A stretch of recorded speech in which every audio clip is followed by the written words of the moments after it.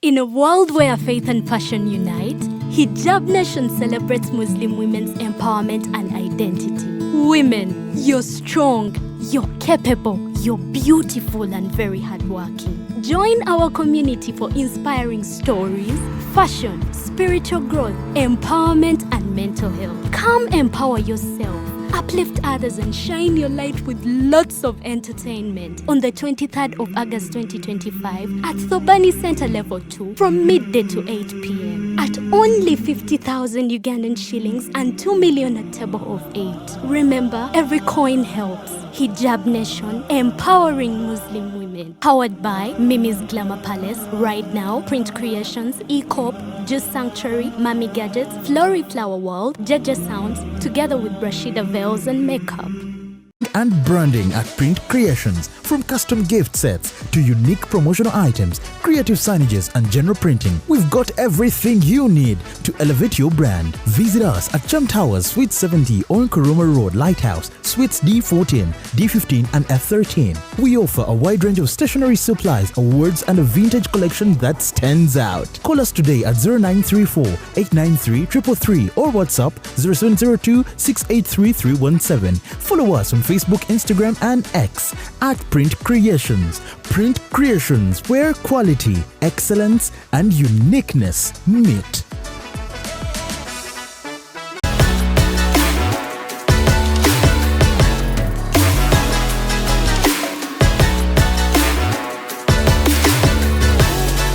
Yo, this is A-Pass and I'm on Real Time with Mimi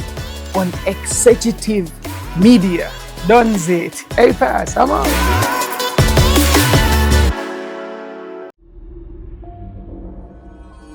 Executive Media. Focus, innovate, succeed.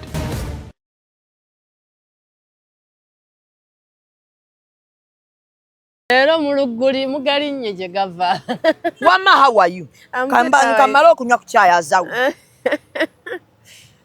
Ai. Mala okusikakanya ku busungu. Ne kyajo omujje tebalinayo mulala nange bandeetere ku chai ne gonja oba gwe bakola special. Bakuletere? Bandeetere chai. N'obiri ebyaffe? Ebinyeebwa ne gonja. Kubira masa amuleetereyo ebinyeebwa. Oba ayina gonja. Tebatunda ebintu bye batunda tebirina kuba ku mutindo. In fact, government erina okutununamu mu bintu ebitundibwa ku National Theatre eyo wansi. They are not authentic. Jukira aba tourists bajja nga beetaaga ebintu naye tubadde tubalagirira wansi naye ng'ebintu si bituufu. Tuli mu kamera ojja ozuŋŋanya obutaba na kabina. Olungi ddaali. Simanyi ozze kukolako ono. Ye bannaye naawe akantu kakufuukidde akantu omusawo tulekamu omuntu n'amukolako yekka. Mada. Abantu bali batunda ebintu ebitali bituufu ate babiguza amawanga amalala tuswala. Ebintu bya National Theatre birina okukyukamu bye batundawo. They are not good. Kati amaduuka gonna ate ogenda gakuba. Gonna sirinaawo muntu wange awo.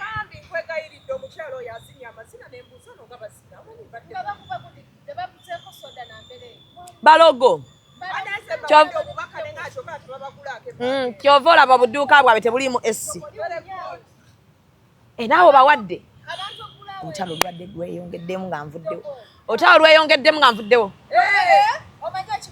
Obawaddemu.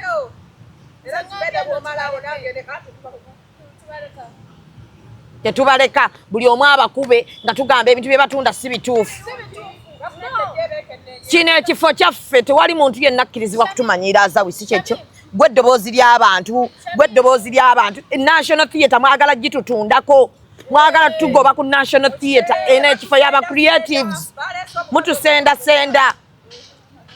So oli ku Executive Media ndaba nno oli atalina bbi. Wafunyewo kabina Azawi omanyi Duiro.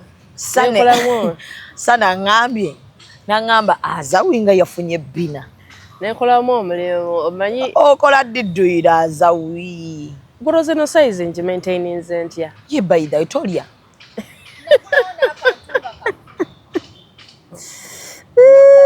Ndikufaira nga atalia. Ndya. Olya. Ndya. naye maintainings omubiri kuva eri nezaba abantu bagati tuvudde wala just omanyi kuneerabira ne John Sega muzansanze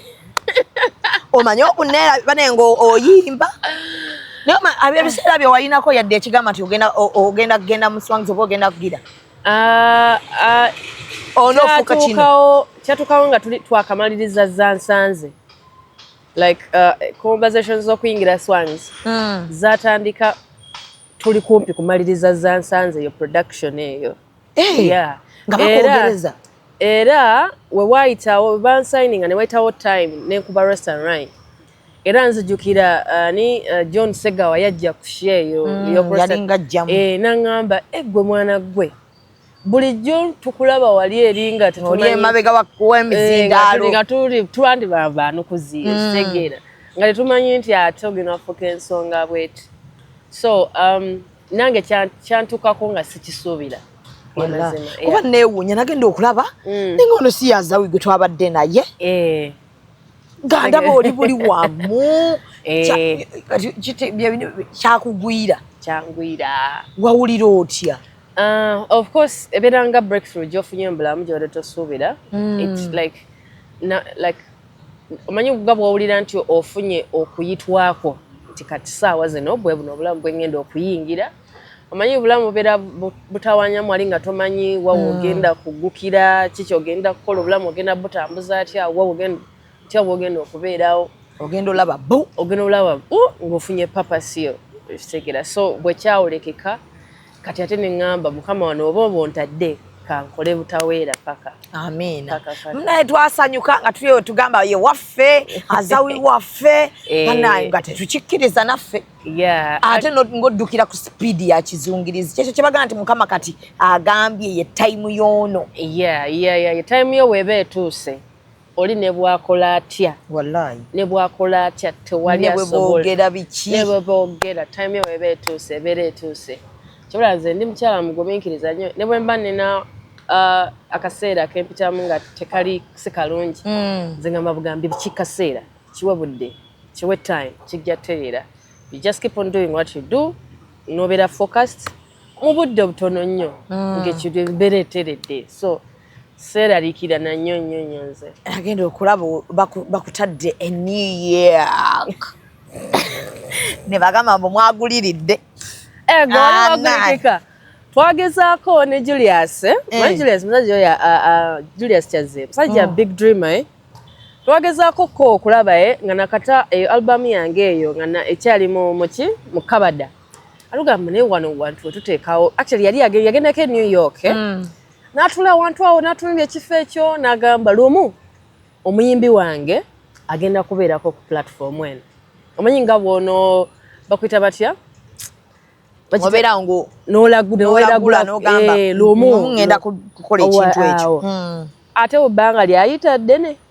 nga tutwanga temweteekayo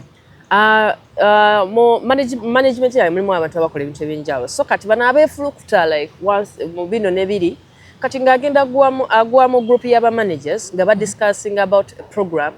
supporting aba black creatives okuva mu nsi yonna nga eri sponsored by YouTube kanagamba wow kino ekintu kiyinza okukolera omuyimbi waffe ono ddala agenda okureleasinga album eno naye by the time eyo eno program baali bagiwadde nga omukisa baguwadde bantu kuva bayimbi kuva oba ba-creative kuva Kenya South Africa, West Africa, that is Nigeria, ne Ghana. Kati nga tewali mu East Africa nga ensi yokka emu yeyinamu omukisa Kenya. Kati mu ku-applying ne tulimba tuli bana Kenya. Okitegeera omukisa ne gutukwata ne batukkiriza okitegeera. Ne bakuteekayo. Ne banteekayo nga bamanyi ndi muna Kenya. Wawulira otya? Omanyi kuba kati ffe omugambo gwali eno bwe tugamba basasudde bamutaddeyo okuteekaawo ne tugamba ofuuse ekizibu mu swangs okuteekaawo weetaaga emitwalo 3 okuteekaawo jjukira eyo that is a very prestigious platform America we celebrating ira independence yayo era ba closing streets ezo nga okitegeera so okuteekaawo yenna akutaddewo alina okubanga ali big deal nga mu bedde kati YouTube is a very big corporation yamanyi ebaddewo for some time ekoze sente ya tugenzo gitegera nga bana bagiryalyamu okitegeera ensi endala okitegeera so era bwe nayingira program eyo bagamba ebintu byetugenda okukolera tugenda kufunira producer owakabigo ogenda okukola naye tugenda kufunirayo a fund kuyambako okuteeka sente muki ne bandeetera ne bagita eno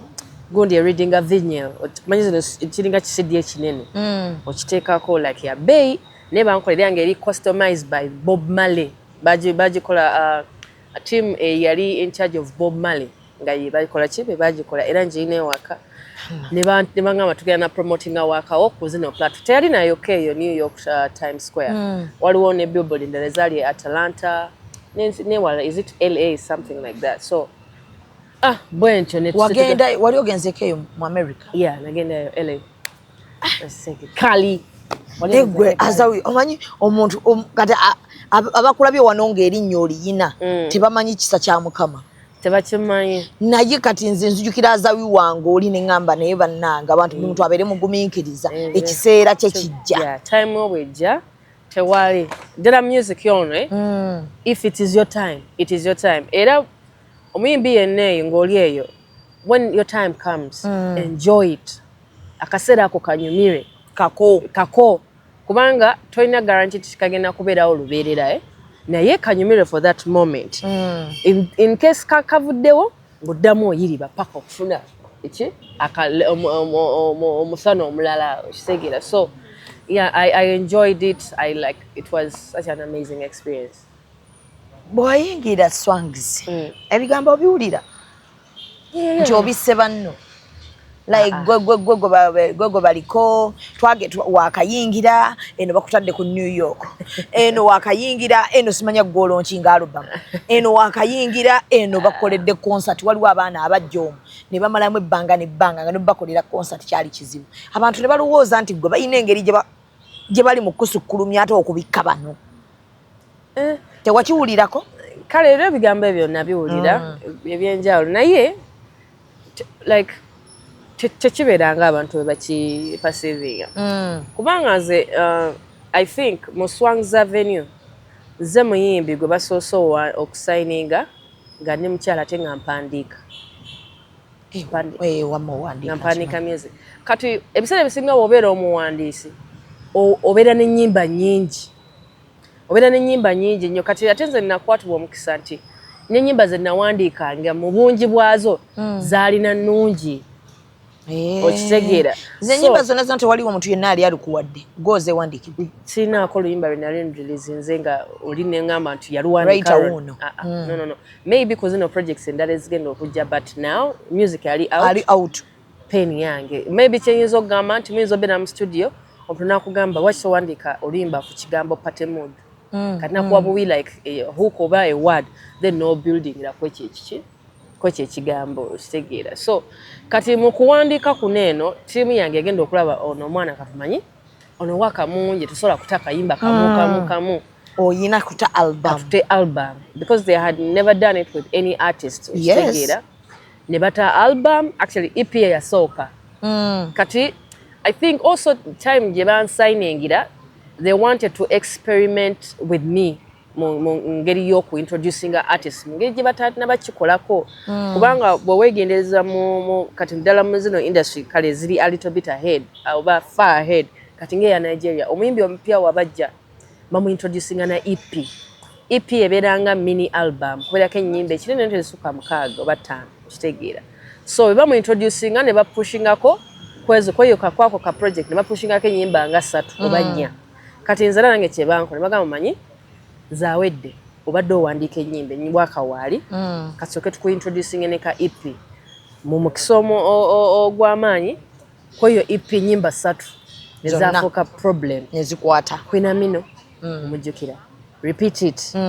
low feet katukwaliko oluyimba olulala bayita crazy lover nembinyumirwa ezo zasigala neera n'abantu bazimanyi abamanyi ekitegeera so bwe balaba nga EP ekoze bulungi ate ng'olwedde wakyaliwo ennyimba endala ne bagamba manyi kati bawe buyi album eno kitegeera kati ate era n'omukisa guno eno gwalimu sijja kulimba mu bintu byange oli wa mukisa Azawi na mchala nakamate ekyogera oyina omukisa ogukutambulirako ekiseegera so ne tuta album nefuuka ensonga I think mu generation eno sikiwantu waliwo omuntu yenna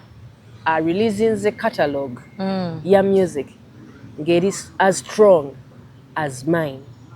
ekiseegera kubanga era bw'otuulira ku African music album kuliko ennyimba ez'amaanyi ezaaliko ninaku luno oluyimba lwe nakola ne muganda wange Fikfa Maker Maje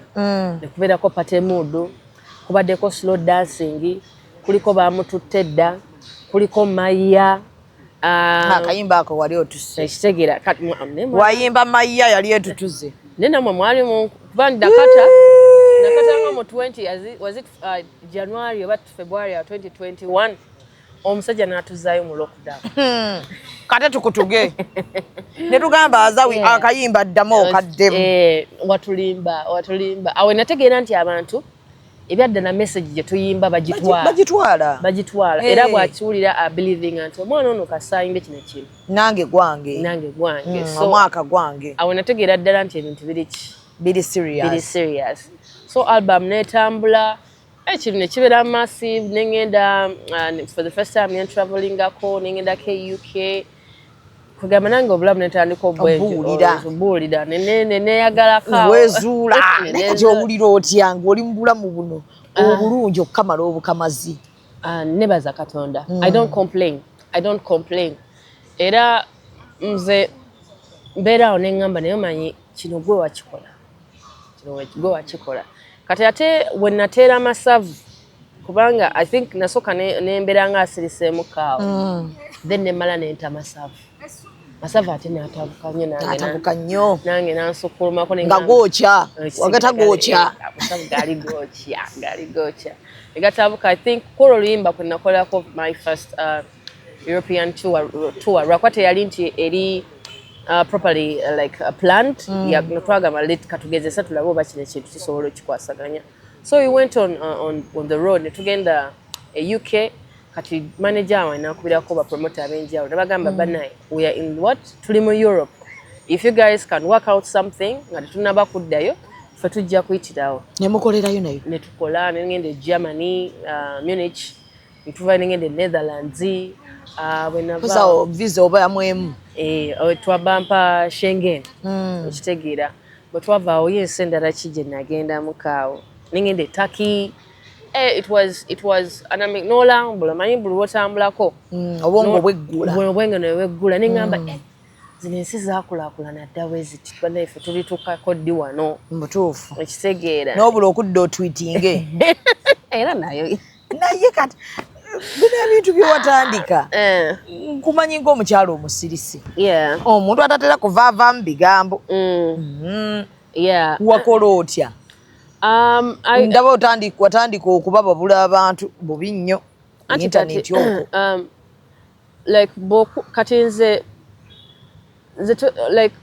tojja kumbalira mu bayimbi bali sijja gamba nti ndi muyimbi ali upcoming right now ekitegeera kati nkuze the 5 years zembadde mu industry so bw'okula bw'otyo n'okola n'ebintu by'okoze abantu ne bamanya nti ono omwana asobola okuyimba nakola bino kuba nakola ne concert yange n'engiteeka ku 5,000 ne mundaga nti bulungi nnyo temujja kugaana kujja ne bajjula kubanga era abamu batya Azawe concert ogisedde biki twagenda otuuka oyo ng'abantu bankuira n'okugula nembaga nti tiketi zikoze eki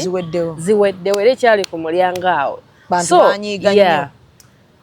kati bw'otuuka nga accomplishes ebintu byonna ebyo ng'omuyimbi so now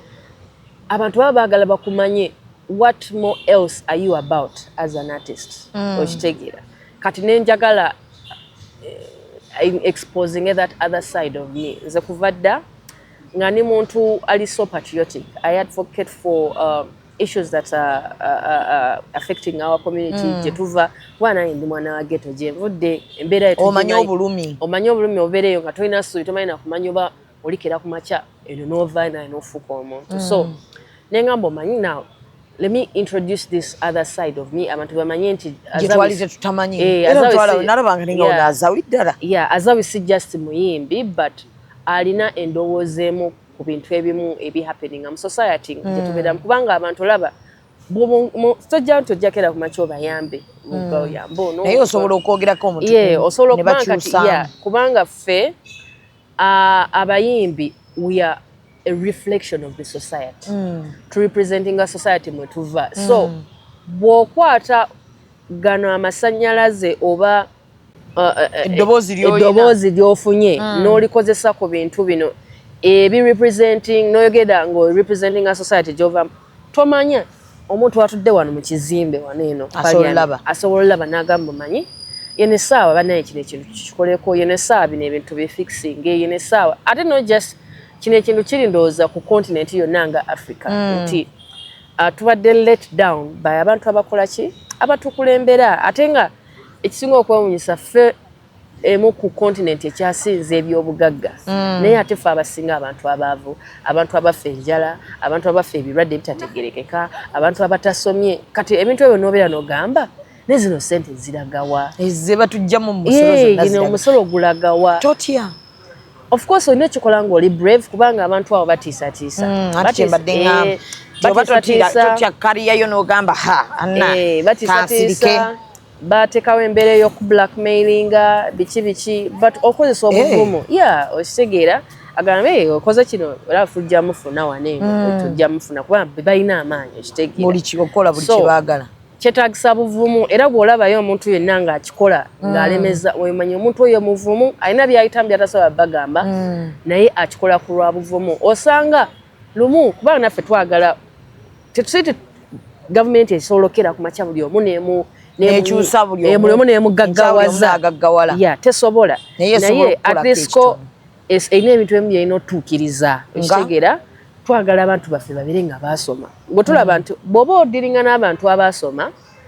ensi yeyongera okukulaakulana kubanga oba equipinze ne knowledge esobola okukola ebintu ebyo ebisobola okwebeezaawo okitegeera ojja kwesanga nti ensi ezikyasinza obugagga balina what we call an efficient human capital. Human capital abeera strong enough in that making sure omuntu oyo bamusomesa omuntu eyasoma ayamba kinene nnyo ku nsi ye kubanga agenda kuba alowooza creatingawo solutions eziyamba ku bizibu byetukola ki byetulina nti wantu wano waliwo omugeto gwa kasasiro ono n'agamba bamanyi katuyiyeeyo programu oba facility ng'esobola okukwata kasasiro ono nemukola ki nemu recycling n'afuuka ekintu ate kisobola okuyamba oba netukolamu energy ebintu ebito so kyakabi era bagamba bintu bisatu ebisinga bye baditaminingirako obugagga bw'ensi ebisinga ekisooka ku ekyo the natural resources mulimu renewable necessarily kati ffe Mukama yatuwa obudde obulungi sana bino ebirala tulina ettaka eddungi tulina oil tulina gold biki ekyokubiri product munene mwembeera infrastructure timukedde kumakya mutekawo factory okitegeera muguze equipment muzimbye enguudo ebintu ebito ekyokusatu ye human capital kati ebyo ebintu we mubikola ne mubitereeza ng'eggwanga muba mulwanyisizza obwavu muba kati jjukira kati bagamba twagala tutuuke mu time mu bbanga erimu nga tuli mu middle age income nga ffenna tuvudde saawa zino eno ojja kwekanga nga abantu abasinga bakyalivinga below the poverty line ewaffe ng'akera ku makya nga tasobola kweriisa tasobola kwambala talina wakusula kati oyo embeera ebeera mbi nnyo nnyo ate bangi tubala next street kuno nga bakola ki beebase tebalina wakusula ffe yeeyo demand gye tubateekako ekirungi nze mpeereddwa omukisa nti nasobola okusoma naguma mu buguubi omw'amaanyi nengenda kusomero nensoma naye njagala omukisa nange gwe nafuna ne baganda bange abalala bagufune abaganda bange abato abakulu bonna bafune omukisa basome kubanga kankubulire buli lwosomako endowooza teba yeemu kibula kyangu nnyo abakulembeze okujja okuwugusa abantu baffe kuba tetwasoma oli naakera ku makya nayogera ebintu byebimu bye yabagamba myaka 5 era bagenda bibagamba mu 2026 nadda n'abyogera okitegeera nga mukalu muzibu naye n'atabaako makyaku naye abantu abaasoma tobayisaamu tobabuuza bw'obyogera n'obyogera nga balaba nga tebikwatagana nga beeyogerako so kati kyekyo nenkola eddoboozi lyange nendikozesa era nkyalikozesa ngeri emu eba endala kubanga nze nina beliefs zange okitegeera nze nsaaninga ku mazima okitegeera sente nzaagala naye bagamba mu bulamu bw'ensi eno obugagga bw'omuntu tebabupimira ku bya bugagga by'alina naye babupimira ku bintu ebyo byagamba no kino sigenda kikola kati gwe waliwo naawe tova gamba nti bakwe emitwalo 3 obakubira akalanga nebagamba no tetujja kikola kati gwe bwoba obugagga bwe tugamba kale afazali kankikolere bwereere naye nga temundingisiza bwetuto so kati nze nange njagala sente naye waliwo bwentuuka ne ŋŋamba zino sente zireke togenda sigenda disaddaaka lw'abantu bange kubanza abantu bebambeezezaawo ndi mu bizinesi y'abantu tune fenna abantu batalaba bintu byaffe binetewali so kanaffe ate abo bennyini abanyigirizibwa be bakwata kaddataka ak'olukumi n'agamba kandabe bannayuganda bannange okitegeera kati kino tekikuafectinga mu gundi gy'oli twalowoozaako nti bagenda kukugoba nga tulaba amaanyi mangi kati ne tulowoozaako ne tugamba bali tebabateekeko akazito ne bakuta I think buli record label erina buli artist ate alina character ye batemanyi be babafuga ne bababulya n'ekyokukola no what they do they guide us tebakufuga bakuguidinga nti oyagala kukola kino okay ze ndowooza tukole mu ange no bwetu tukikwasaganye mu ngeri eno like kubanga bamanyi nti naffe tuli bantu bakulu nze siri mwana muto nti n'emyaka 16 ndi mukazi mukulu kitegeera ng'era abaganda bange abalala nga bwe tuli mu record label nze character yange yeeno eya Elijah yanjawulo eya Wininwaji yanjawulo eya Vinka yanjawulo era buli omu bamuguidinga okusinziira ku attitude ne character ye ng'omuntu bagamba nti oyo ye bw'atyo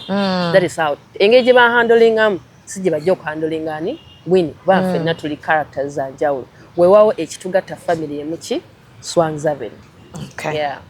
Mwewalana ne Eddie Kenzo nedda omuteekako nnyo ekibuli oba byakola bye bitakusanyusa si kumuteekako kibuli just mbuuza bibuuzo era nali excited bwe yali agambye nti tugenda kukola debate gwe naye nali kubanga wali ojagadde era namugamba I accept the debate tugende anziremuko ku bibuuzo ebimu bye nali nkola ki bye nnina nga kibuuzo ki singa babateeka mu debate mpayo ebibuuzo nga 2 byoweesunze ennyo okubuuza Eddie Kenzo okay first of all kibuuzo kyange ekyali kisooka nali njagala mubuuza nti bwenkera ku makya n'ensalawo nkolagane ne ba policy makers does it mean tilina okuforwardgoinga beliefs zange n'enzikiriza zange kubanga nze mugobera nnyo ng'omuntu era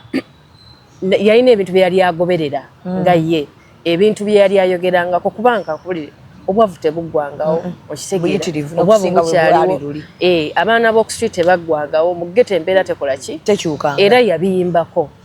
system bolongoto so nze ne njagala omubuuza what happened system eka yatereera nze kyenali njagala akole ki era ambuuze era annyonnyonnyole bweba system yatereere ye ewe yatereera alaba ki ekyatereera kyekyatereera nze nno nzikatiriza bibuuzo bya Azawi okitegeera nze kyenali njagala akole ki annyonnyoleko katono kati ekyokubiri nenjagala mmanye nti okay bwe tuba tugenda kutereza industry yaffe eno tugijje ku one level tugiteeke ku ndala atunyonnyoleko ffe ne ba creatives bannange nti structures ki ze bataddewo okumakinga sure nti tugenda kubuildinga a sustainable music ecosystem nti kubanga music yono oba creative industry titi just bayimbi mulimu gwe kati nze nenjagala kubanga kati saawa zineno presidential advisor on creatives si just bachi bayimbi naye kati nze ndaba attention ye eri ku bayimbi kati ate ba creatives abalala era ne bwaba agamba nti sente era omulira yawa muyimbi bwati tolya nti muyimbi omulala bwati tayina ba creatives balala tojja kulya nti nakwata nempaako filmmaker bwati naffe twali twewuunya nga tugaba creatives oba bayimbi bokka era nembuuza eno system gye bakozesezza yo nga federation do they think it is sustainable oba just offering temporary solutions kubanga bwokera ku makya n'oŋŋamba nti owadde omwami nga Sebatta milioni 5 yeetereezeemu ojjuke omwami ng'oyo kyemanya alina family ate eyo embeera agenza ogituukamu nga alina okuba nga alina amabanja gaabaddemu amayitirivu amangi so muli ne ndowooza nti omuwa milioni 5 eyo ekizibu kye okisolvingidde ddala oba asabeyo endala era kati bwe tunaatambulira ku kaseera ako nti mukweno enkola nti busente bwe ziggwawo tuddeyo tusabe gavumenti tunaamalako kati gwe era nenjagala mbuulire kubanga ye bwogenda ku platforms ze bagamba federation eyambye almost 80% of artists nze nenjagala manye yakozesa statistics ki data ki okukaminga to that figure kubanga abayimbi bangi enamba y'abayimbi ffenna abali mu industry agimanyi okukaminga up with that this percentage okitegeera so kati nga nze like ate nze nga saagala just aŋŋambe nga njagala ndage kubanga njasobola okugamba nti nakuwadde milioni 5 naye njagala ondage nti milioni 5 ezo bwe nazikuwa kiki ekyabaawo kiki ekyakyuka statistics ekyo nti oyambye ffe bayimbye 80% so instead of just telling show us how nti percentage y'abayimbi bwe bate yakolera tulina ono bano bava ndo ne badda ne wano kubanza nina abayimbi bemanyi abali talented nga baana bato actually jo nabadde mu meeting eya EU ne ba young creatives era we were talking about these things and nga they are not even aware nti waliyo federation ekola ekintu bwekiti ate nga baana bali talent ngolaba ye talent ento kati nze nebisingo nekyasinga okumalamu amaanyi nti obuyambi buno bwe bwajja abantu abasinga nobufunamu okufunamu beba already abali basobola okwesustaininga bwayamba balina ati already nti omuntu eyali asobola okukola show najjamu emiliyoni 5 omuntu asobola okukola ye yasinga okuganyulwa muki mwekyo kibali kati ate nze nali ndowooza nti zina sente at least kozandiyambye the most vulnerable artists naye ojja kwekanga nti ate jjukira bo boogera abayimbi bo boogera okitegeera right kati nze ekyo kyekyamalamu amaanyi nti ate ababedde bebafunyeemu bebasinga okifunamu ono yakyesunga nga agamba obulamu bwanka bukyuke nga artist talina kyeyali akyusiddwa tewaaliwo na kukuŋŋaana kugamba nti bannaye abayimbi abato eno opportunity yammwe kusooka nemmanya nti okay waliwo omuyimbi Cohen Jace agenda kuyambibwa waliwo abaana ejjo benasanze mbani nga balina music omulungi naye ngensi tebamanyi nga tebamanyi nembagamba kati how are you nembagamba munaye federation for us we see those guys if you don't have contacts nobody twaliwo I think is it Ziza yagamba oba bamuwa milioni 4 and I'm like kale even the way this money is spent okay it's not like it's a bad thing to spend but I feel like we're going to come back to kuba omuyimbi bamuwezo nga talina luyimba lutambula talina kyalya talina kyakwambala also nze nali mmanyi nti obuyambi buneeno buli mainly to boost creative aspect y'omuntu sikwata zino sente aziteeke mu bintu bye ebirala ebitali related to what to music not even to music to creativity okitegeera anti bayamba bayimbi kati to federation tumanyi abayimbi anti kati ye presidential advisor Yeah. Era namukubira essimu ne mugamba yeah, namukubira essimu nga amaze turning down debate ne mugamba laba Eddie.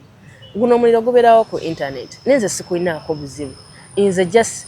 njagala kitegeere nti ngenda kubeera nga sikiriziganya naawe nenga tekitegeeza nti nkuwalana. N'agamba ki? Yeah, of course yangamba munange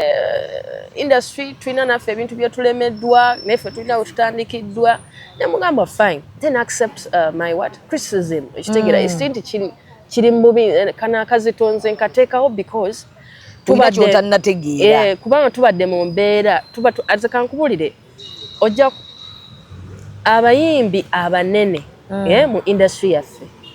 be bakyasinze okubeera selfish. Era ne ojja kulaba conversations zaabwe ezimu era jagamba kwata ffe abayimbi ababaddewo otuwe ssente tukole kino ne kino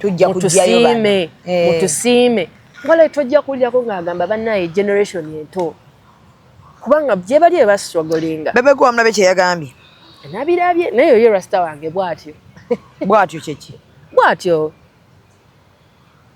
wamulabye namulabye baba million mmeka ye bwatyo ye ndowooza ye basobola okustinga ekintu okisegera ye rasta ebintu bye bwatyo bwabiraba ogimanyi Uganda Musicians Association jimanyi olowooza ye ina kyekoze yetwalwa Sindi ne Fiina Masannyalaze mwe muli Emma Carlos nabadde wano nga ninawo omuyimbi upcoming akimi ID ya mitwalo aga naye nga talina entertainer we mumanyi naye ng'agamba ati sikafuna ekibiina kyonna ekyabayimbi wakola ki weyeekwata kati ne mubuuza ataano gano bw'omala ogeseswa n'ofuna ID bakuyamba ki naŋŋamba tewali oba ofunye ID kati anti byebyo ebintu byegamba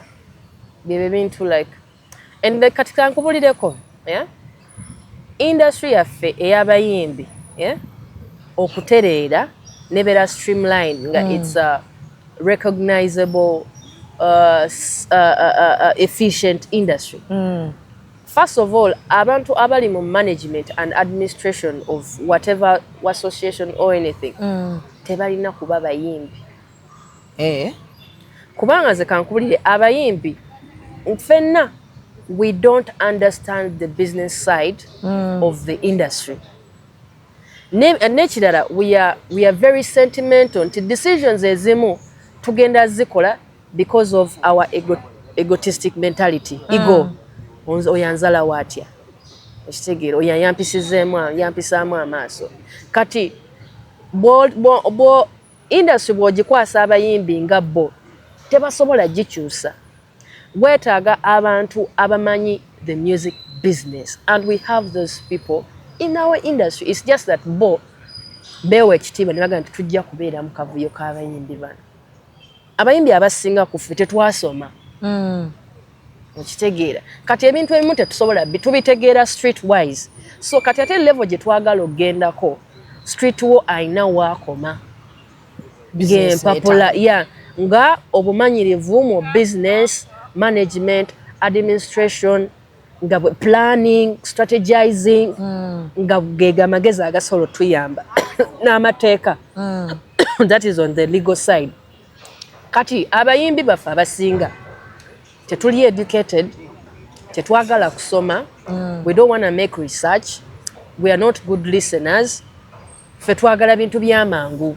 mujjewo sente mudduke kati era ujja kwega industry eziri mu moving forward balina abo abantu who critically think for the industry okitegeera kubanze nja bonna nga otaddeko n'abayimbi baffe abanene tebasobola kulowoleza industry yaffe eno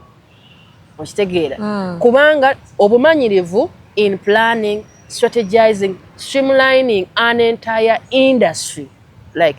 tebakinaamu bumanyirivu they've not even invested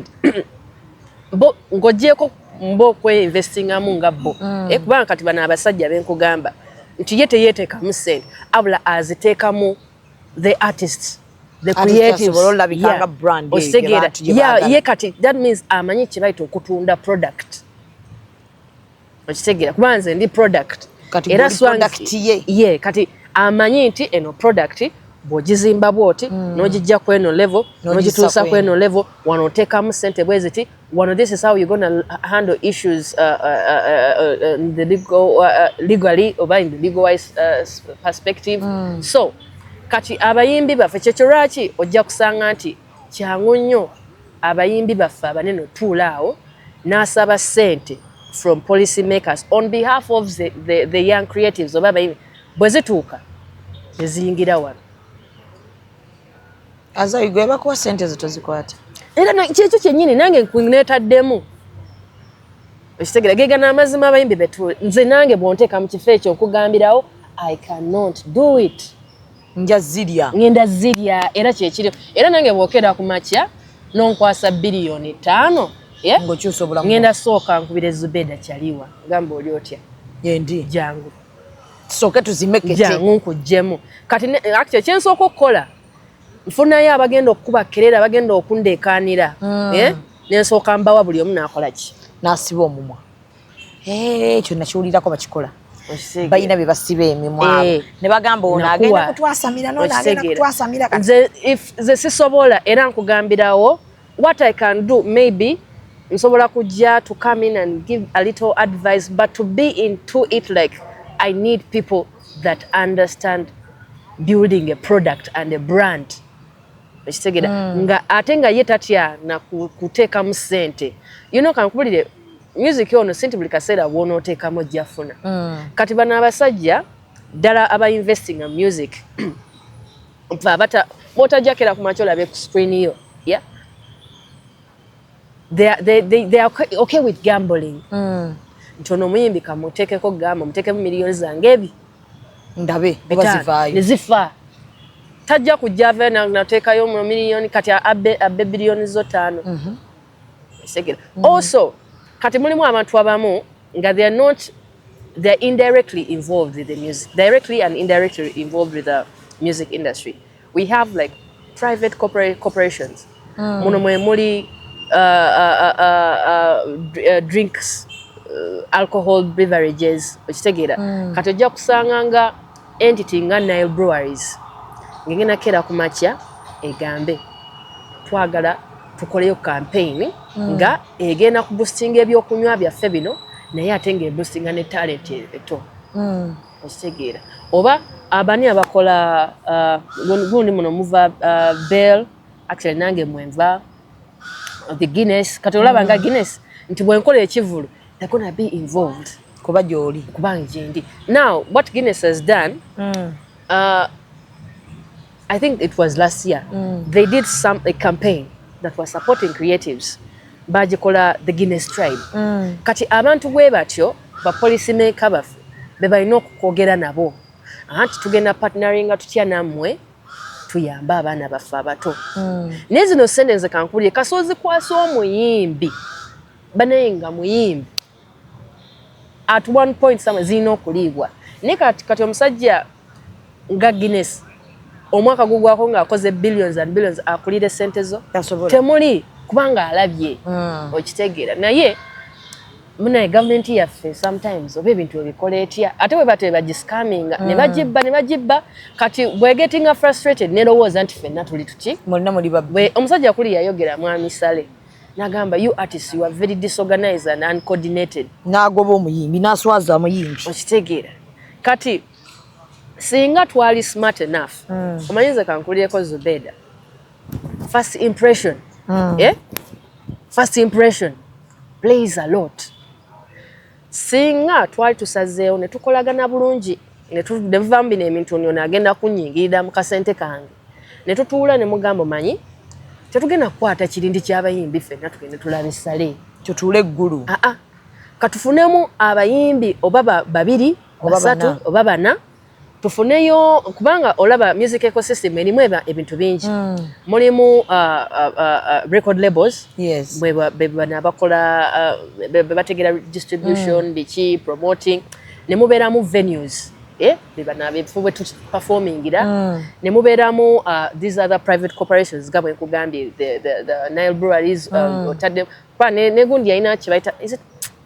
what Belfast kati company bwekyo ne mufunayo omuntu omu ne mumuteeka ku board ne mufunayo aba media kitegeera kubanga nabo tubeetaaga ne muteeka ku board nga ne mufuna emmotoka buli omu n'agenda nga vuze emmotoka nga nsajja ne mufaanana bulungi ne mutuuka maaso ga sale walayi teyandibayisizaamu maaso muzze ku presentinga kintu kyammwe namamanya these guys are serious naye kati mugenze n'abantu abamu tafaanana bulungi omu mulwadde muyi kati eyo impression omusajja agambirawo abantu ne tubawaayo biliyoni 5 kankubulireko singa mwalimu kati abasajja nga bano abaswangs ne tufunayo ba Douglas Ranga from the media ne tufunayo nammwe from this side nga oli afaanana bulungi like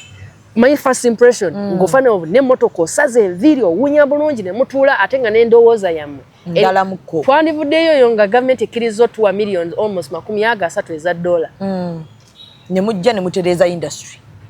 ne saawa zino we sold ourselves cheaply and we got pocket change kati yagendeyo ne bamuwayo akakadde okisegeera kakati abantu bagamba Uganda tetukyalina omuyimbi yenna ali international ti music waffe akoma wano okay, there's some truth to that, but we are taking baby steps to get there.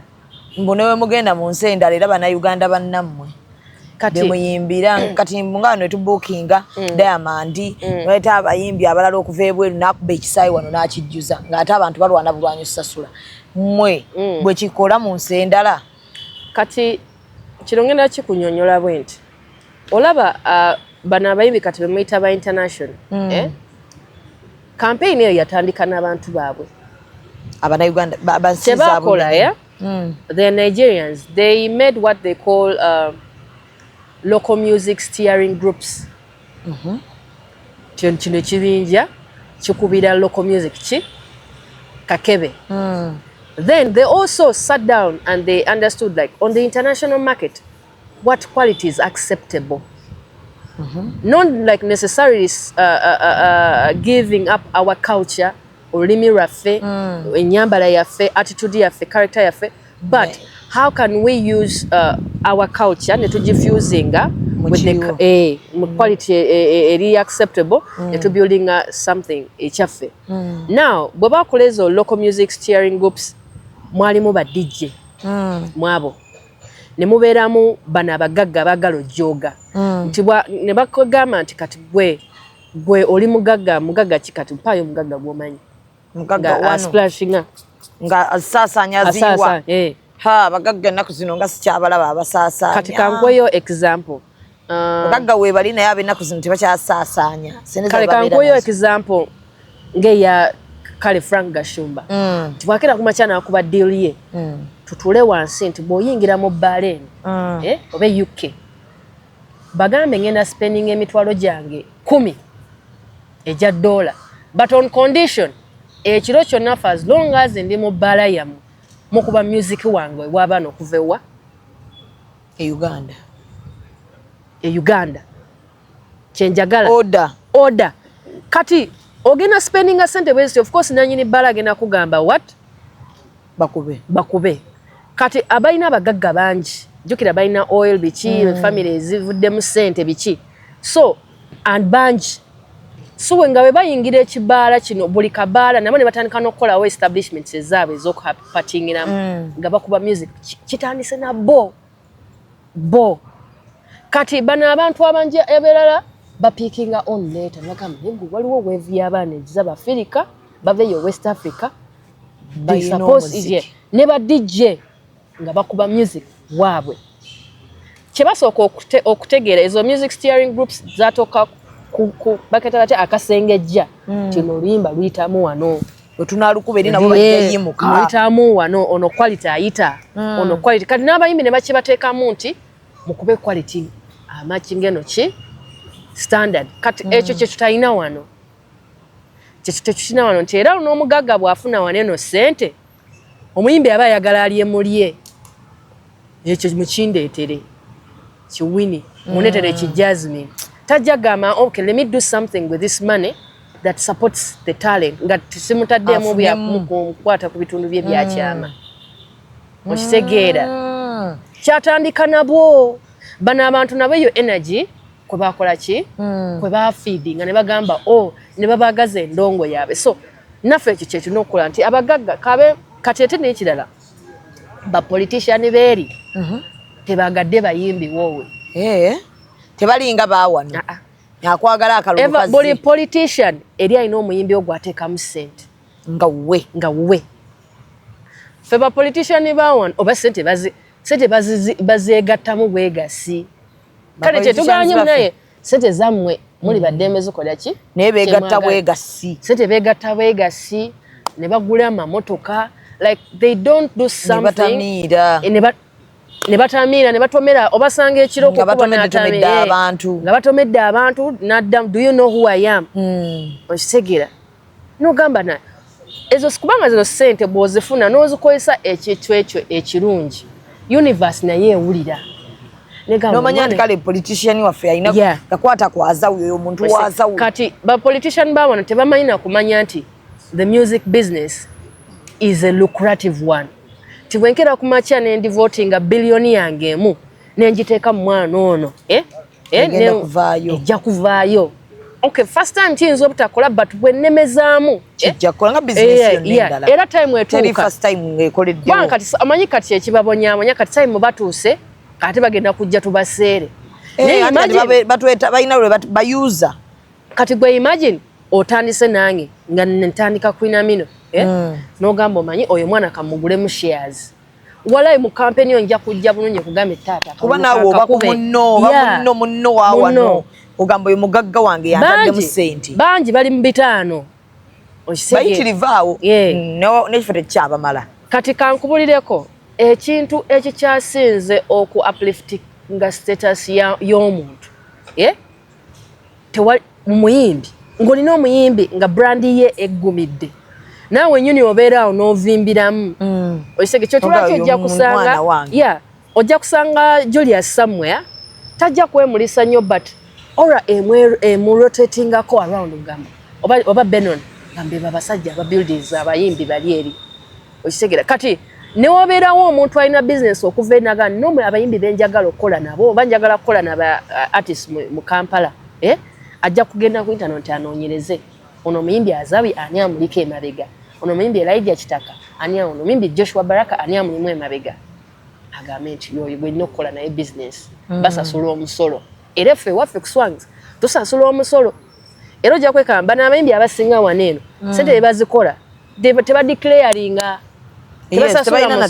ate bye ebintu ebimu ebitiisa ne bapolisi makers otuteekamu ssente tetwagala sasula musolo abantu abenjawulo abana buli omu alina business waneeno asasula omusolo neffe tetwagala era bw'obabuuza abayimbi bw'omubuuza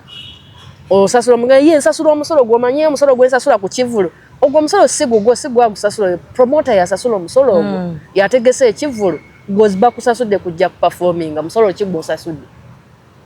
twagala nti bw'okola gigi wano ya million 7 bw'okola emitwalo eri bw'okola wano million 3 owaako gavumenti gavumenti nayo nekozesa ezo zetubawadde naye webasing no kujegambe bano abaana katubatwale ki mu maaso era nze I am not against the government supporting creatives naye nze kyendi against saagala gavumenti ejjo okukwatagana naffe mu mbeera nti batuyamba batujuna kyokka ng'ate omusolo oguva mu creatives muyitirivu nnyo okusobezaawo eggwanga lino ebyo bye sitayagala singa baba bataddemu amaanyi gavumenti neekola kyerina okukola nze njagala bajje nga si kugenda ene mufuuka babbeega nze njagala jje mu mbeera nti we respect the creative industry kubanga tumanyi twagala tukolere wamu kubanga omuntu kati kankubire Zubeda ngenda kuwa example nti wano waliwo ono ogenda muwa milioni 10 nono ogenda muwa milioni 10 ono omubiri nga mukolera charity eno business you are investing omuntu gwokolera charity gwowa tojja nakufaayo sente za spending atya bulungi nnyo tojja namulondola nti zino sente zitukiriza omugaso gwaki naye omuntu gw'otaddemu with an investment oba like business mind ojja kugoberera buli ogenda you will do the oversight so government lekerawo okubawa saagala ebeerenga etuyamba kuba tetwagala buyambi eno industry ebaddewo nekulaakulana ne building aba stars nga tebaligiyamba tubalabye era omu ku ffe yatuvaamu n'abafukira akayinja mu ngatto ekitegeera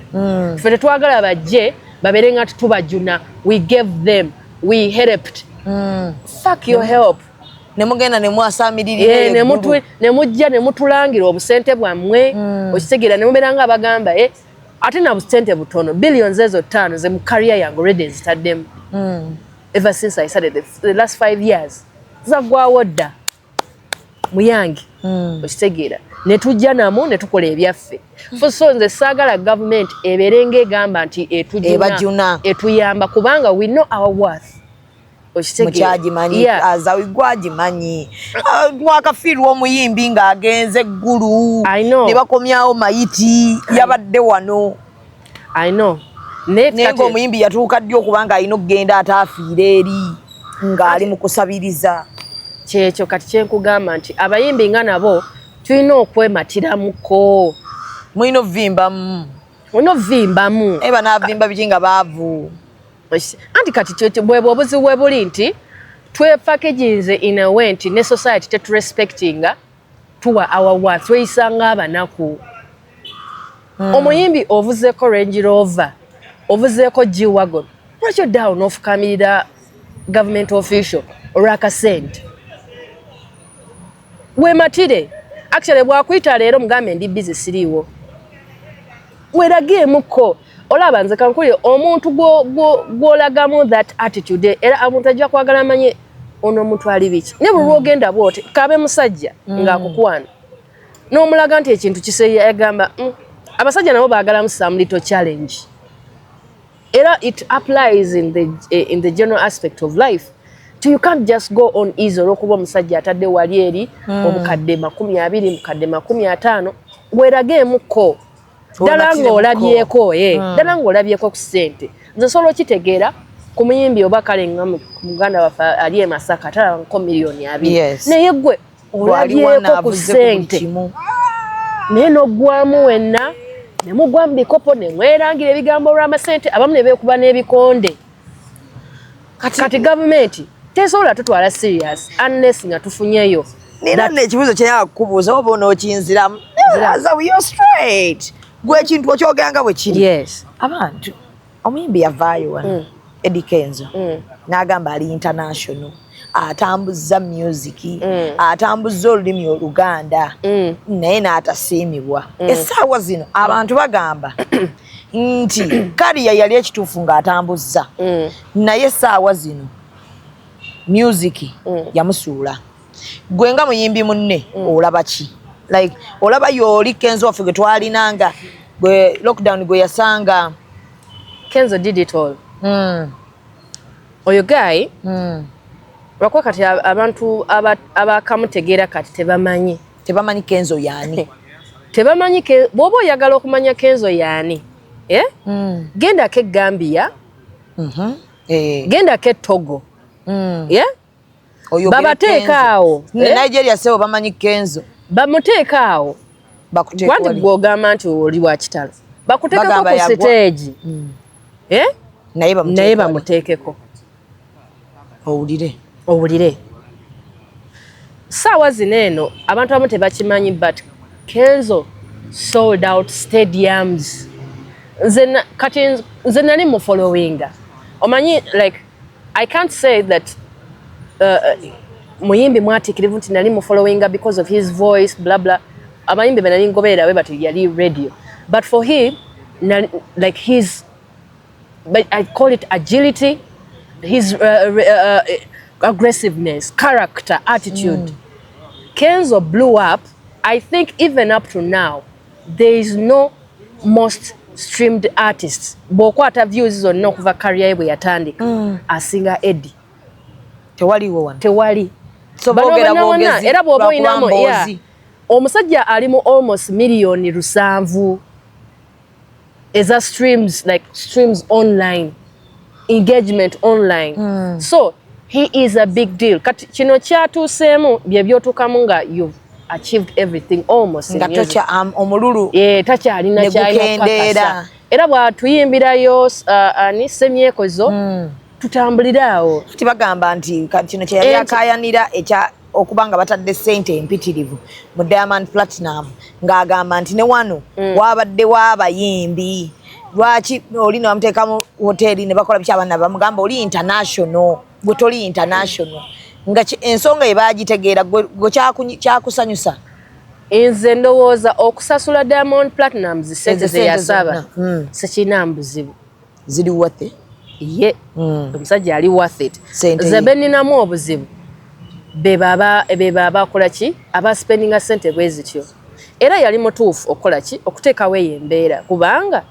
ngagamba abawano babawadde obusente. Ngada presidential advisor nsobola okutegeera waje yava. Lwakwaze sina Diamond Platinum simina kubuzibu kubanga that is his worth. Eyamusasula yewa price. Yeah, okitegeera yeyo worth yere just nze gwe nnako obuzibu eyateekateeka kubanga that is government money. Sente za government za mwiwa musolo. Yes. Guze kankubireyo ekibuzo kimu. Bwekera ku makya nekola ekintu nga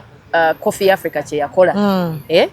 Esobola okupangisa ka miliyoni nemukola ebyo bye bakola. Sisuubira. Tesobola kikola. Weewaawo ate ngeye waabwe amanyikiddwa. But they can't. Kati bye ebintu bye tugamba nti we lack that patriotism. Okwesupportinga nga wanetuffe waka. Era nze nsobola okutegeera waje yava okwogereza ensonga ze. Obulumi bwe bwali. Era bulumi bwe abantu just babutegeera mu bukyamu ye tebwali ku balowooza fitina. Tebwali ku Diamond bwali kubali abantu ba organize. Okitegeera and it's understandable. Ezo sente at least ko bandiziwadde Joshua Baraka n'agenda. Tumanya nti mwana waffe wawano agenda Kalfazali agenda zikozesa promoting projects ze zijja. Okitegeera at least ko ye bamumanyi. Ko abantu bebundi buje bamanye Oluswahili. Bamanyi. Siba tebalingo mu Kongo. Oli serious? Chameleon yaliwo. Tayimba Luswahili. Tebani monyumiddwa nnyo okusinga. Ate waabwe. Tebani funye rage nze saaliwo. Baba javuna. Batuje kati sente zonna ne bazikola ne zifuluma ne zigenda zagenda Tanzania. Ziri eri zikulakulanya nsindala. Zikulakulanya nsindala. Yaffe gwa olwabwomi. Nze simanyi. Nze industry na. Azawi. Nze kankulireko nga tukyalina abantu abali mu administration yaffe nga balowooza ng'ente. Nga balowooza nga balowooza nga abantu batalina bwongo. Bunansonyiwa obayisaamu. Tetugenda tambula. Era ne Eddie agenda kukola kyatu agenda tuka time abere frustrated asule wakatamba. Agabe bannange nkitadde. Okitegeera. Nasuubiza abantu siraba kwedde. Okitegeera. Kubanga okuba kino nono nakulwanyisa. Ne mbayimbi bennyini kati nga bwe balina access to policy makers nabo bennyini beekubeeyo. Ono ayisaawo kino kiyinza okubakolera ono najja n'akiyiwa. Kati ate n'abantu bennyini ba policy makers they are bali so gullible. Bangu nnyo bakufera nze simanyi nakumanya. Bangu nnyo akira kumakya n'agamba bano twabawadde ssente ziterina kyezaako. And I'm like, why tokozeeko nakalisaaki katono kolako ku due diligence. Omusajja gwowa emitwalo 5 aga $. Agakoledde ki? So tuli nnyo serious naye nga byebyo Azawi mukambwe ddala tasalikako musale tayina gwalekedde bulamu. Kyo yambalanga tomboy bino ebintu bine kuba katolaba woba okubye kali akapati sawa zino singa yambala kaso olayi katoyaga bintu bikutawaanya asagala wesala obusuuti babusuuti bwange wayambala gomesi wali otusse bati watumanyiiza ezo zo nkyazambala kubanga sente z'emikolo nkyazirya gomesi okyazambala tugume era nze mwenfuna client wange naŋŋamba zaawedde gomesi njagala gomesi ngenda kugyambala wakulu oyambalanga tomboy byoyagala short kalale nabayambe naku zino nyambako ne kumpale naku zino yambala mpale empanvu short wabivaamu ne kulinga nkuba ka short kange n'aka t-shirt oyagala nnyo obulamu obuli free njagala nnyo saga kwestressinga kale I respect omukyala atekamu obudde bwe anyumenya tumanyi kati Azawi erinnya kerize makeup buli lunaku akakowe omanyi ne ku concert watekako kakoweko anti omanyi kati kankubulide ko n'ekirala nina face eri very sensitive mabegaawo nina tube gye nakozesa ku face yange nga nesinga wandabako face yazimba amaaso gano ne gabuliramu nina a very sensitive skin tinyinza nobeera waneeno netandika okunsiwa out of the blue nange bwekitegera kati makeup oyo andetera irritation gyesasobola kustandinga era bwe mba mutaddeko alina okubanga makeup avudde ew'omuntu gwenkakasa nti akozesa ebintu biri original ategedde skin yange era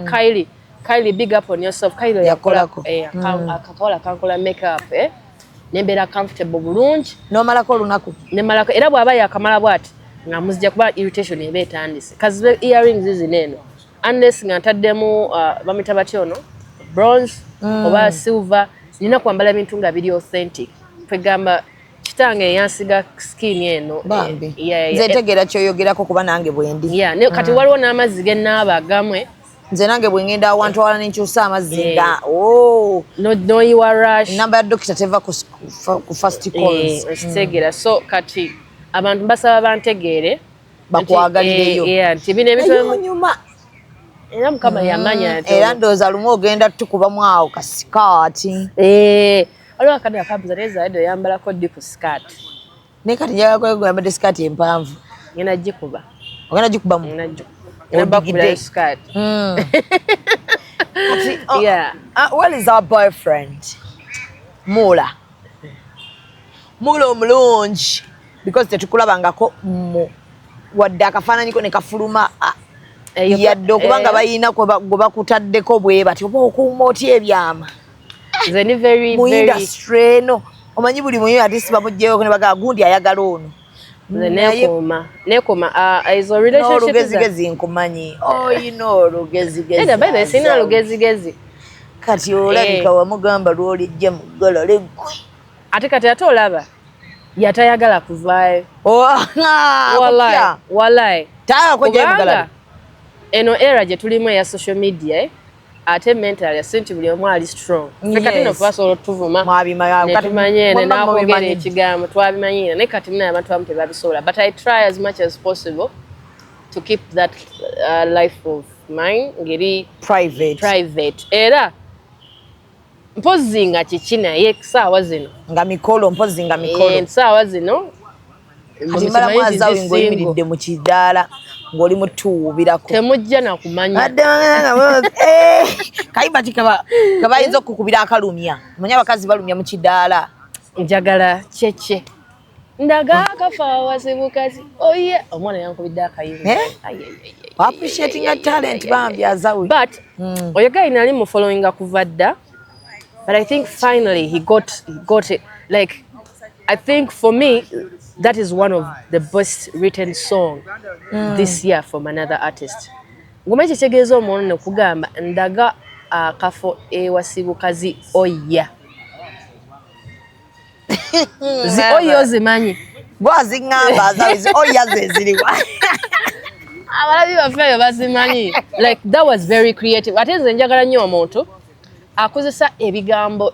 byetulabanga ebya bulijjo n'abicreatingamu ekintu ekiri unique for me era when about to rank for me that's one of my best songs this year Peter ne love kitio muli empeke giravu nempiso istiri that was very creative big up on yourself linnya lye God imanyira Fino big up yourself Fino you're very talented I love your song kakabinyo era batumala wano mbona okuba ojja kuba njizo okwagala my next so nako mwana oyo kujja kati tukamuteremuko kayimba maanyi osinga kwagala mmere ki njagala akawunga no njagala nnyo ettooke nzisaga wakalya n'okamalayo akako ndeka n'okundeka njagala nnyo ettooke n'akanyama ng'oteddeko ekinyeebwa wali eri n'akasujju ne kannakati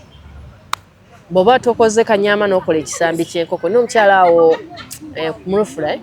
nagayi gwe ntuma mita John wa boda nagenda naye gwe emmere ya Lufula mbadde manyi ewoomera nze nzika emmere ya Lufula ewooma bannange waliayo ku katogo k'egundi k'ekibumba sinnaba ngenda kukageza ku makyawo waliwo omukazi akola akatogo ka kibumba like era mbeera omuntu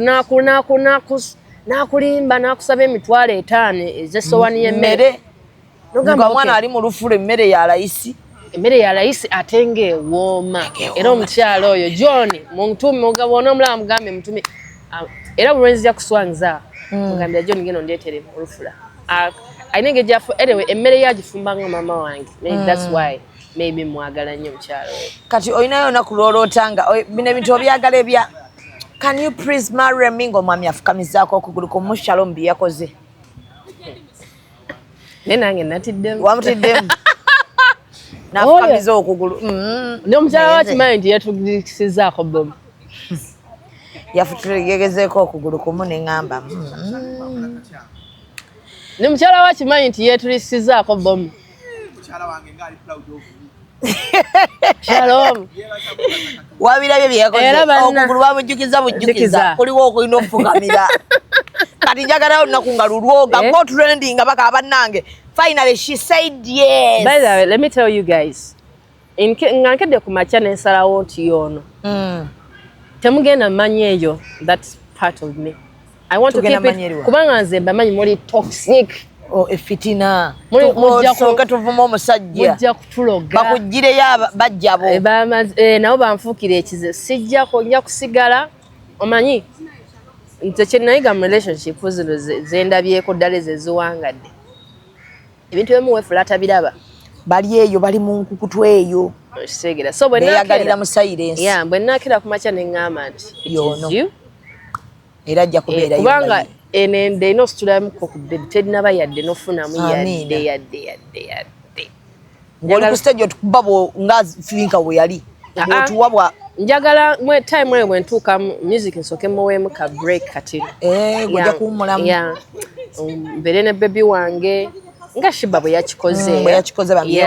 yeewadde time mbeere ne bebi wange akule bulungi then nkomewo ate njagala nkomewo era nga sijja nti bakoba nnyo nga totulemerako nnyo kulaba whatsapp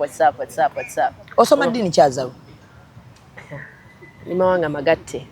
ne tata wange ni Protestant but engeri gye mbadde nnyo ne maama wange nafuuka mukatuliki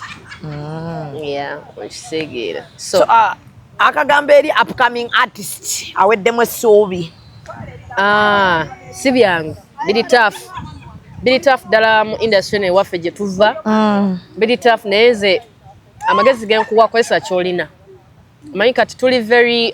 by the way tulina nobeera grateful tujjidde mu era ekyasiza okubeera ey'omukisa mu ndongo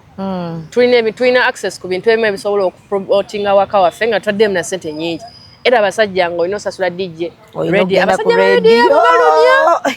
balumya naye ne internet yayamba internet yatuyamba netusikakanya ku basajja sajja mwana yatwalanga oluyimba ne yeetalanga ali mu kwetala weewaawo mulimu abamu nga they really appreciate your talent the likes of Jacob Omutuuze Bukyaze kwefulukuta bangi list nene sola gimalayo bakasuku olusi Eddie yandibadde musajja naye olusi Eddie akuba Eddie ayinza okukuba n'akusula mu depression ne Jenkins ne nabo babadde kale olimba bwe baba lwagadde balwagadde bakugambirawo watereza ensonga z'omukyala wa Kasuku anti batuweereza audio tetuleri kyamisana kyemisana gwe toliiko Shira taliiko nze nkyaliko owona otya nze talina kyakkola naye yankoowa nkimanyi naye kati gwe bakuggyako kyewakola ate Kasuku oli musajja muzibu bino ebintu bibeera byaffe lwaki mwali mubipositinga mu ntandikwa kukyemisana toliiko odiyo yo yafulumye omukazi akuwoninga kati kambuuze bwenzayo ne mugamba nti sigenda mubeerako emyaka ng'ebiri etansonyiwe oyinza okuddako ku kyemisana kirowoozeeko oba ogende ku kyemisana ky'obwana neŋŋamba kiddadi bbe yagenda oveeyo eno waliwo ekyemisana kya mirundi ebiri waliwo eky'obwana waliwo n'ekyamadamu ekyobwana kikuliddwa Shira Gashumba kyekyobwana bwagala okweddiza kuku kati nange gyendi eri lwako madamu yaŋŋenze ate n'aziza ku kyemisana kyeka kati ojja kusalawo wodda tugenda tujja tuula olimba lwa folupya ndowooza buli omu ali akoze challenge nyena nno kugenda kukolera mu challenge y'akayimba ako nga nkakuddira mu ddoboozi lyange nandyagala okukawulira lwaki osese producer Azawi ngenda muddiramu akayimba ke mu ddoboozi lyange eddoboozi lye lyeggonjebwa akayimba ke akapya nze ngenda okukaddamu nga boolaba nti omuntu baga remix kinaatukolera kijja kukola naddamu aka Whitney Houston era make sure I do it tomorrow wademu akani Whitney Houston yakalaba wakalaba Azawi wakalaba so ngenda kukaddamu omugenzi teyavaayo emagombe gye yali bijjeeko jaka Azawi agende mujjeeko abalala bagende bamukole abamanyi oyimba Shira gwamanyi oyimba kola Azawi nze mmanyidde mukwano wayimba Whitney Houston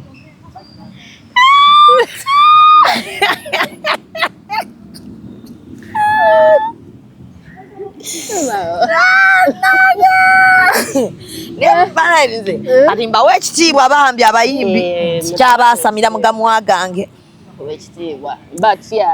bannange kati beerekereze musiibe bulungi mweraba Shalom tukoleko nti naba akole ne ya debeta bolochuwa dindi bolochuwa kyekimu ne business card ate kalenda muwandika ku t-shirt. Follow us on Instagram at Ecop Photography or call +256 702 935 078. Don't forget, they do it smart. Book with us today. Mu nsi ey'ennyambala n'enzikiriza we bikwataganira Hijab Nation ejaguza okwewaayo kw'abakyala abasiraamu mu by'ennyambala. Abakyala muli b'amaanyi, mulina obusobozi, muli balungi ate bakozi nnyo. Twegatteko olw'okugenda mu maaso n'ennyambala mu kulyowa emyoyo, enkulaakulana n'okuzzaamu amaanyi mu by'obulamu. Jangu wezzeemu amaanyi ositule n'abalala tusanyukire wamu okoleze obumuligo nga 23/8/2025 ku Thobani Center omwaliro ogwokubiri okuva ku ssaawa 6 ez'emisana okutuuka ku ssaawa 2 ez'akawungeezi. Okuyingira $5,000 gyokka ne miliyoni 2 emmeeza ey'abantu 8. Jjukira buli nnusu eyamba. Hijab Nation, empowering Muslim women. Biwagiddwa Mimi's Glamour Palace, Right Now, Print Creations, Ecop, Juice Sanctuary, Mami Gadgets, Flory Flower World, Jeje Sounds, Wamune Rashida Veils and Makeup. Executive Media. Focus, innovate, succeed.